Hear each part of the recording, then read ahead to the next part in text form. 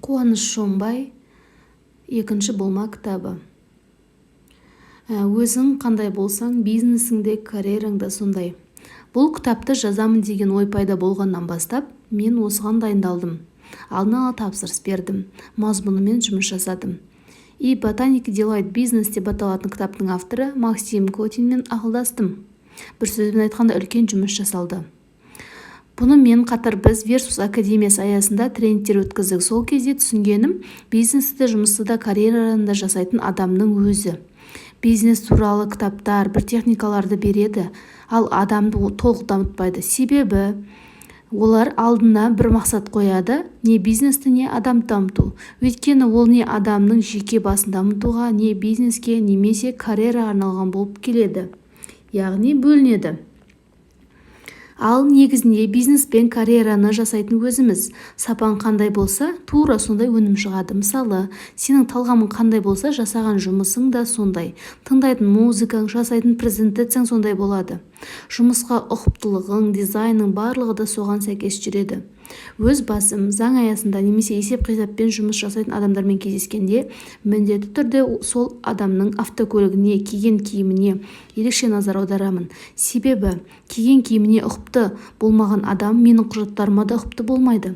Ол автокөлігіне лас күйінде отыра берсе, ертең жұмысқа да ұқыптылықпен қарамайды ғой.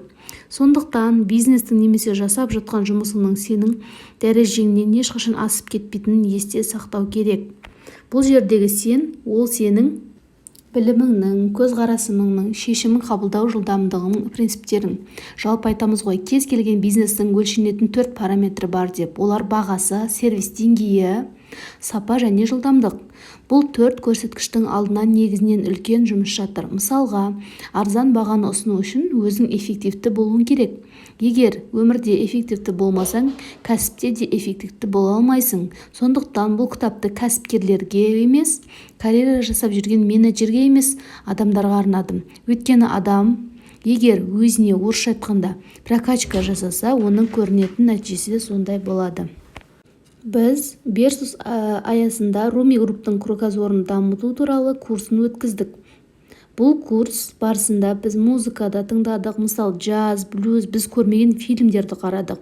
Бұрын араласпаған адамдармен таныстық. Бұрын оқымаған кітаптар оқып, біз білмейтін өмірбаяндармен таныстық. Бұның барлығы адамды дамытады. Руми групптың арт-директоры Абай мырзаға курстың қатты әсер еткенін көзінен көрдім. Ол өзінің жұмысына бір жаңа бояу енгізіп, ерекшеленді. Ал бұл бояулар қайдан келді? Әрине өмірден. Ой өрісіңді дамыту арқылы бұрын білмеген, көрмеген тану арқылы келеді. Ең қарапайым мысал презентация. Ол адамның атқарған жұмысының нәтижесі. Сондықтан презентацияда қарапайым нәрселерден, шрифттің түрінен, түсімен таңдаған суреттерінен адамның өмірге деген көзқарасын көруге болады. Бұндағы негізгі ой, карьераңды немесе бизнесіңді жасайсың ба, ол өз таңдауың. Бірақ әрқайсысын дамыту үшін ең бірінші өзіңді дамытудың керек. Себебі Құранда егер сенің өмірің өзіңді өзгертпесең, Алла сені өзгертпейді деп айтылған.